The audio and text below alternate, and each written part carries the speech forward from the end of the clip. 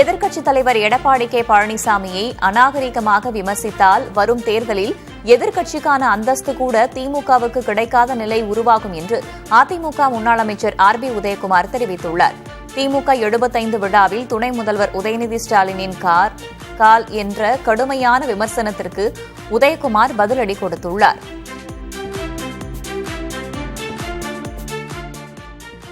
இப்போது உங்களின் ஆணவ பேச்சால் மீண்டும் வரலாறு திரும்பும்.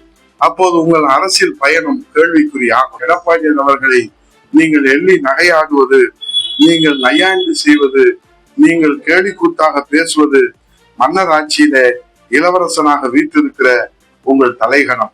உங்கள் அரசியல் பயணம் கேள்விக்குறி ஆகும் என்பதை உங்களுக்கு கோடிக்கணக்கான அதிமுக தொண்டர்களின் மனக்குமுறலை எச்சரிக்கையாக விடுக்கிறேன்.